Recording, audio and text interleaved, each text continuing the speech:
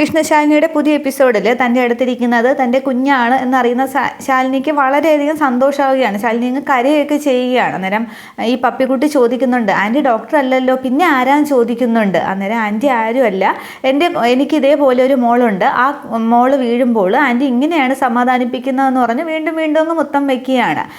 തുടർന്ന് ഞാൻ വീണതിന് ആൻറ്റി എന്തിനാ കരയുന്നതെന്ന് ചോദിക്കുമ്പോൾ അത് അങ്ങനെയാണ് മോളെ, ചിലർ വീഴുമ്പോൾ ചിലർക്കാണ് നോവുക എന്നൊക്കെ പറയുകയാണ്. അന്നേരം ശ്യാമയാണെങ്കിൽ ഈ രണ്ടുപേരുടെയും സ്നേഹപ്രകടനമൊക്കെ കണ്ടിട്ട്, ശാലിനിക്ക് കുഞ്ഞിനോടുള്ള സ്നേഹമൊക്കെ കണ്ടിട്ട് അങ്ങ് മറഞ്ഞു നിൽക്കുകയാണ്. ശ്യാമയ്ക്ക് ആകെ അങ്ങ് സന്തോഷം തന്നെയാണ്.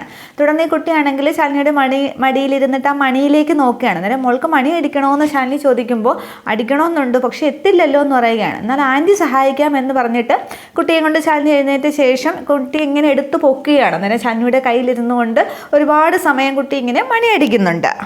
തുടർന്ന് മതിയോ എന്ന് ശാലിനി ചോദിക്കുമ്പോൾ വേണ്ട ഇനിയും വേണോ എന്നിങ്ങനെ പറഞ്ഞ് വീണ്ടും വീണ്ടും ഒന്ന് മണിയടിക്കുകയാണ്. തുടർന്ന് മതി ആൻറ്റി എന്ന് പറയുമ്പോൾ കുട്ടിയെ താഴെ ഇറക്കുകയാണ്. അതിന് മുന്നേ ആൻറ്റി ഡോക്ടർ അല്ലല്ലോ ആരാന്ന് ചോദിക്കുമ്പോൾ മോളുടെ അമ്മ തന്നെയാണെന്നിങ്ങനെ ശാലിനി മനസ്സിൽ പറയുന്നുണ്ട്. തുടർന്ന് താങ്ക്സ് ആൻറ്റി എന്നിങ്ങനെ പപ്പിക്കുട്ടി പറയുകയാണ്.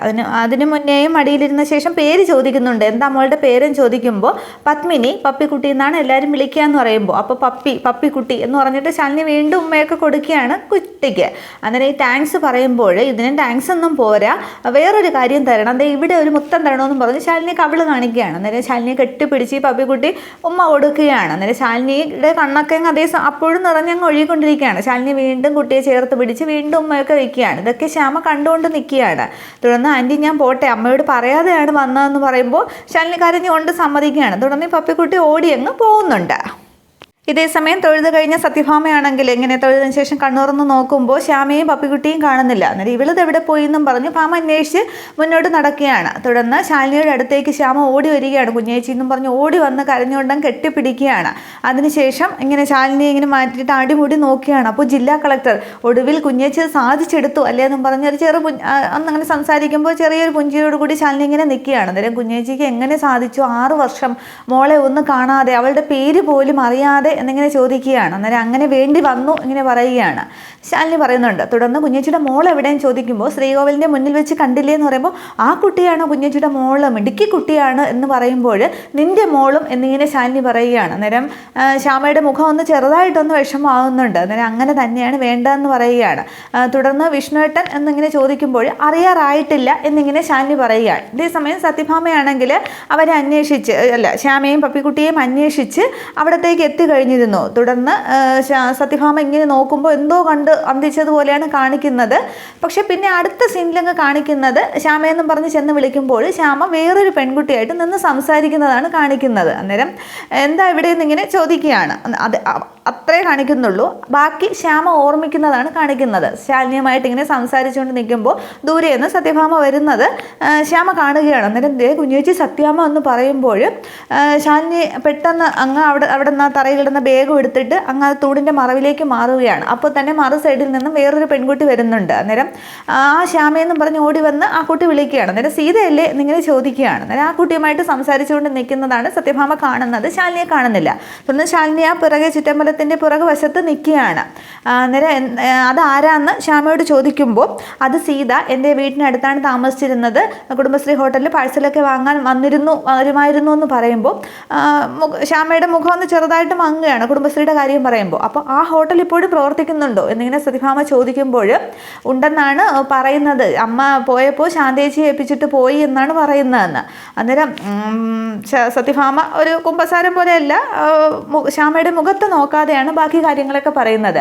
ശ്യാമ, നിന്നോട് 6 വർഷമായിട്ട് ഞാൻ ഇതിനെക്കുറിച്ചൊന്നും സംസാരിച്ചിട്ടില്ല, നിന്റെ കുടുംബം തകർക്കാൻ വേണ്ടി ഞാനൊന്നും ചെയ്തിട്ടില്ല, ശാരദാമ്മയുടെ നാട് വിട്ട് പോകാനൊന്നും ഞാൻ പറഞ്ഞിട്ടില്ല എന്ന് പറയുകയാണ്. തുടർന്ന് ശാരദാമ്മ ഇപ്പോൾ എവിടെയാണ് ചോദിക്കുമ്പോൾ അറിയില്ല എന്ന് പറയുകയാണ്. തുടർന്ന് നിനക്കൊരു ചേച്ചി ഉണ്ടായിരുന്നല്ലോ എന്ന് ചോദിക്കുമ്പോൾ ശാലിനി ഇതെല്ലാം പറയുന്ന കേൾക്കുകയാണ്. അന്നേരം ശാലിനി ആണെന്ന് വിചാരിക്കുന്നുണ്ട്.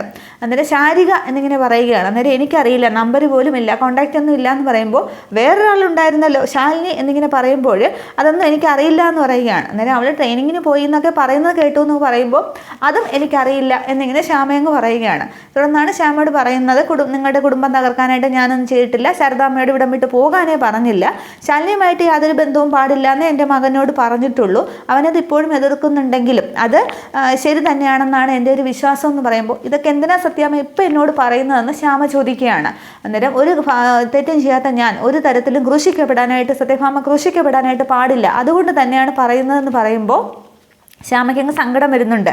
ശ്യാമ പറയുകയാണ്, കഴിഞ്ഞ അധ്യായത്തെക്കുറിച്ചൊന്നും ഞാൻ ഓർമ്മിക്കാറേയില്ല. അച്ഛൻ, അമ്മ, കുഞ്ഞേച്ചി, പിന്നെ ശാരികേച്ചി, ശാന്തേച്ചി, പിന്നെ ശങ്കരേട്ടൻ, ഇവരെക്കുറിച്ചൊന്നും ഞാൻ ഓർക്കാറില്ല. അതൊക്കെ കഴിഞ്ഞ ഒരു അധ്യായത്തിലെ കഥാപാത്രങ്ങളായിട്ട് മാത്രമാണ്. ഞാനിപ്പോൾ ഒരു പുതിയ കഥാപാത്രമായിട്ട് പുതിയൊരു അധ്യായത്തിലാണ് ജീവിക്കുന്നത് എന്നൊക്കെ പറയുകയാണ്. ശ്യാമയ്ക്ക് വിഷമം വരുന്നുണ്ട്.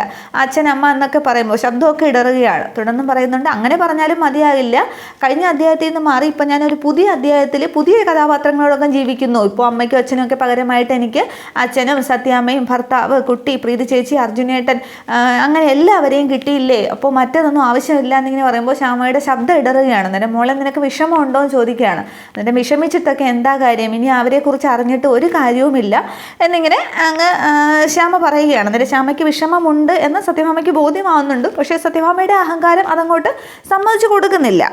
ഈ സമയത്ത് പപ്പിക്കുട്ടി അമ്മയെന്നും പറഞ്ഞ് ഓടി ശ്യാമയെ ഒന്നും കെട്ടിപ്പിടിക്കുകയാണ്. അന്നേരം ദൈവളെ കാണുമ്പോഴാണ് എന്ത് സങ്കടമുണ്ടെങ്കിലും എനിക്ക് മാറി കിട്ടുന്നത് സത്യാമ്മയെന്ന് പറഞ്ഞിട്ട് പപ്പിക്കുട്ടിക്ക് ഉമ്മയൊക്കെ കൊടുക്കുകയാണ്. അന്നേരം പിന്നെ ഇവിടെ പൂജ നടക്കുമ്പോൾ അവിടെ പൂജ നടക്കുമ്പോൾ എല്ലാവരും ഇവിടെ വന്ന് നിൽക്കുകയാണോ എന്ന് പപ്പിക്കുട്ടി ചോദിക്കുമ്പോൾ സത്യഭാമ ചിരിക്കുകയാണ്. അന്നേരം ശ്യാമ പറയുന്നുണ്ട്, നീ ഇല്ലേടി കാന്താരി നമ്മളെ പറ്റിച്ച് ഓടി കളഞ്ഞാന്ന് ചോദിക്കുമ്പോൾ ഞാൻ ഈ മണി അടിക്കാനാണ് വന്നതെന്ന് ആ മണി ചൂണ്ടിക്കാട്ടി പപ്പിക്കുട്ടി പറയുകയാണ്. അന്നേരം അത്രയും പൊക്കത്തിലുള്ള മണി നീ എങ്ങനെയാണ് അടിക്കുന്നതെന്ന് ചോദിക്കുമ്പോൾ അത് ഞാൻ അടിച്ചല്ലോ എന്ന് പറയുകയാണ്. അന്നേരം എങ്ങനെയും ചോദിക്കുമ്പോൾ ഒരു ആൻറ്റി വന്ന് എന്നെ പൊക്കിയെടുത്ത് അടിച്ചു, ഞാൻ വീഴുന്നത് കണ്ട ആൻറ്റിയാണ് ഓടി വന്നത്, എന്നെ പിടിച്ചതും സമാധാനിപ്പിച്ചതും ഒക്കെ ആൻറ്റിയാണെന്ന് പറയുമ്പോൾ ഏത് ആൻറ്റി എന്നിങ്ങനെ സത്യഭാമ നോക്കുകയാണ്. അന്നേരം ശ്യാമ പറയുന്നുണ്ട്, മോള് വീഴുന്നത് കണ്ടുകൊണ്ടാണ് ഞാൻ ഇങ്ങോട്ട് വന്നതെന്ന്. അന്നേരം പരിചയമില്ലാത്തവരെയൊക്കെ കൊണ്ടാണോ പിന്നെ കുഞ്ഞിനെ എടുപ്പിക്കുന്നത്, കയ്യിലും പിന്നെ കഴുത്തിലും ഒക്കെ സ്വർണ്ണമൊക്കെ ഉള്ളതാണ്, ഒരു തരി പൊന്നിന് വേണ്ടി പലതും ചെയ്യുന്ന കാലമാണ്, അമ്പലമാണെന്ന് നോക്കണ്ടെന്നും പറഞ്ഞ് ശ്യാമ വഴക്കുറയാണ്. ശ്യാമ ഇങ്ങനെ ചുറ്റുമൊക്കെ നോക്കുകയാണ്.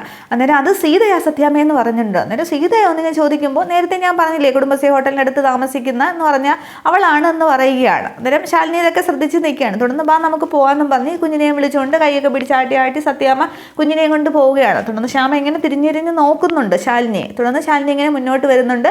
സത്യാമ്മ ഇങ്ങനെ കുഞ്ഞിനെ കൊണ്ട് പോകുന്നതും ശ്യാമയും ഒക്കെ ശാലിനി വിഷമത്തോടു കൂടി നോക്കി കാണുകയാണ്.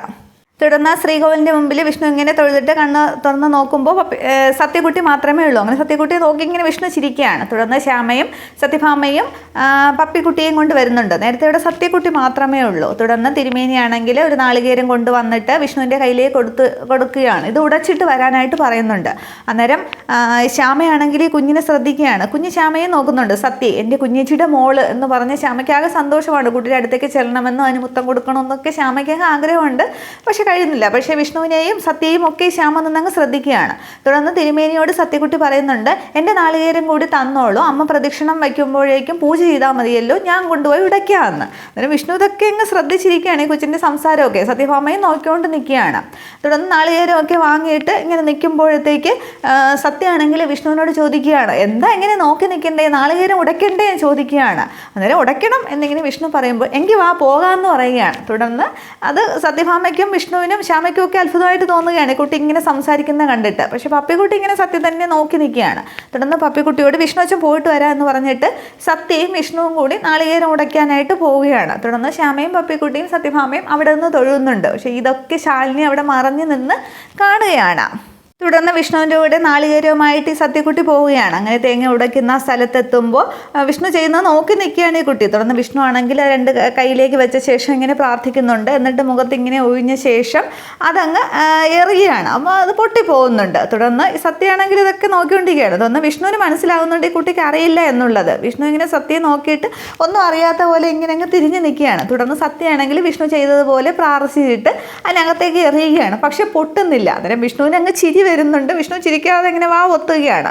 ഇതൊക്കെ ശാലിനി പുറകിൽ നിന്ന് കാണുകയാണ്. ശാലിനിക്ക് അങ്ങ് സന്തോഷമാണ് അച്ഛനും മകളും കൂടി അങ്ങനെ ചെയ്യുന്നതൊക്കെ കണ്ടിട്ട്.